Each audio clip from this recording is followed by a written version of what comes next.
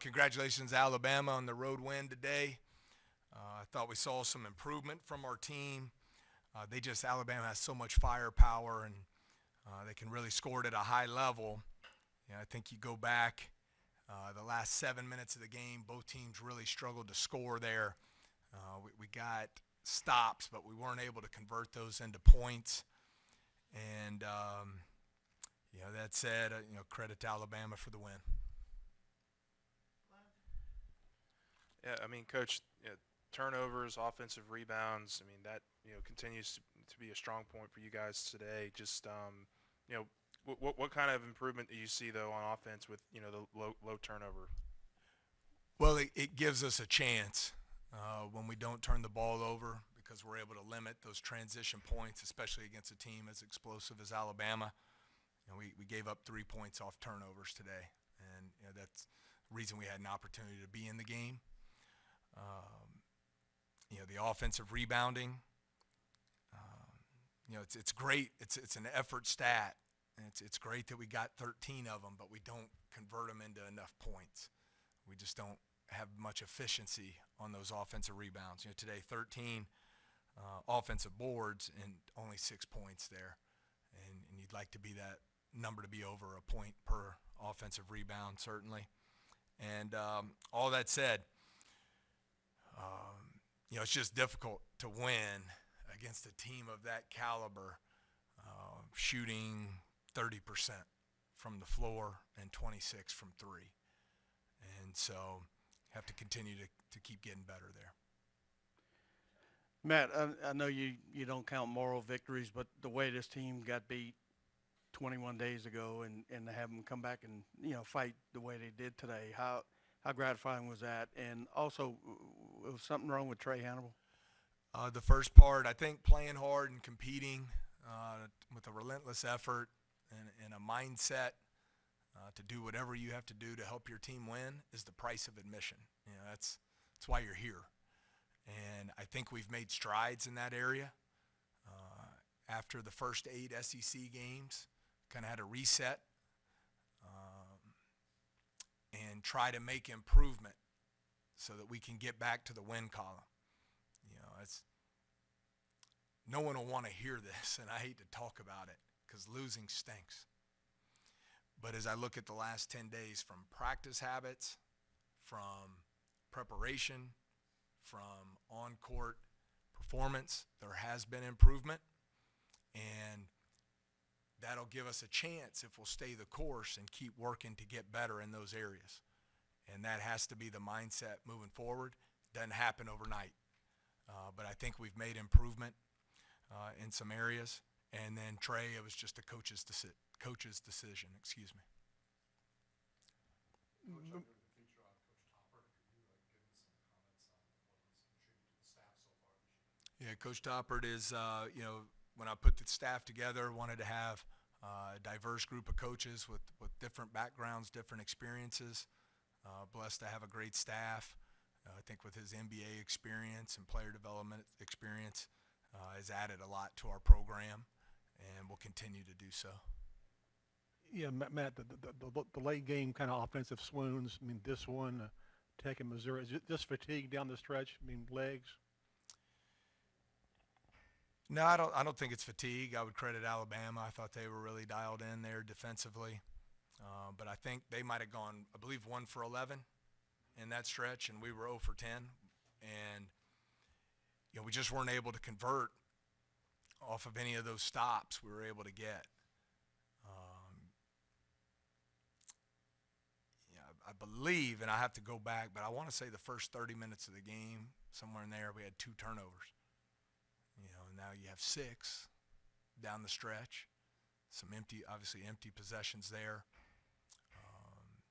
Credit to their defense, but I thought we had some opportunities at the rim that we were unable to convert in key moments. And again, shooting 30%, it's just not going to be good enough to win against a team that can score the ball like they can. Yeah, Coach, how much did, Alabama catch out off guard in the first half with the pick and roll? Seemed like they was having a lot of success with the alley-oops and getting to the rim. It didn't catch us off guard at all. from a philosophy standpoint, we wanted to do a better job of defending the three-point line and not give up so many looks from behind the arc. The sacrifice in that was they hurt us in some of the ball screen coverage with lobs to Bediako especially. But we wanted to try and see if we could force some tougher twos. Obviously don't want to give up the dunks. But we wanted to try and make a concerted effort to do a better job defending the three and not let them put up a large number there. Coach, what have you seen just as a recent out of the freshmen? Obviously, Tyra Ward got the start today, played 20 minutes, some good minutes from Sean Phillips as well. What have you seen from that group overall and how they've progressed? I think it starts with the improved practice habits, making the transition from high school to college and understanding what goes into this, the work that is required, the understanding of offensive, defensive systems. You know, this is a difficult year for freshmen across the country, you know, except for, you know, like a lottery pick like Miller.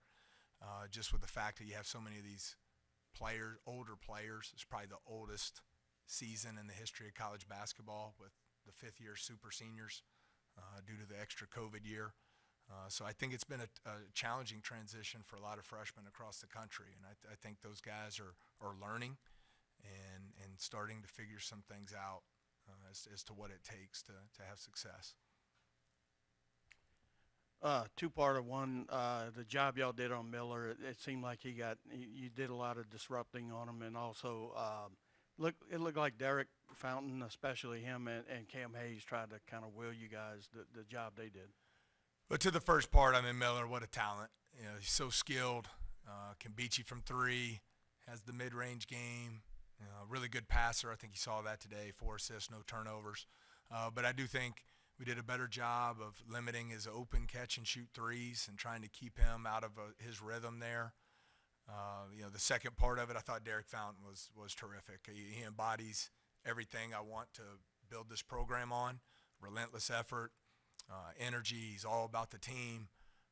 He's really stepped forward into a leadership role because people respect hard work, people respect toughness, and people respect people who put the team above themselves, and he checks all those boxes. So we need to keep building around that and make that more contagious throughout the entire program and organization moving forward.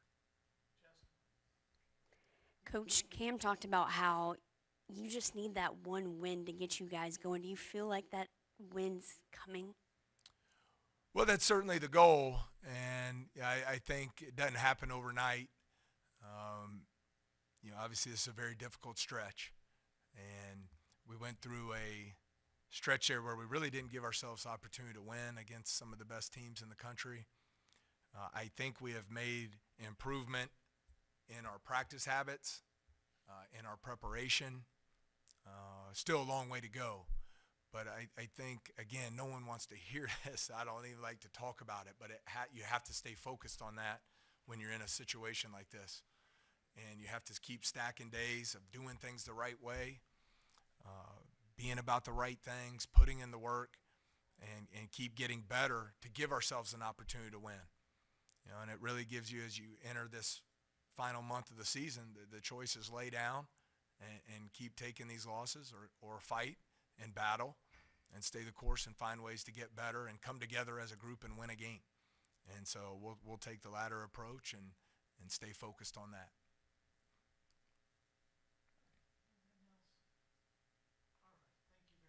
Okay, thank you.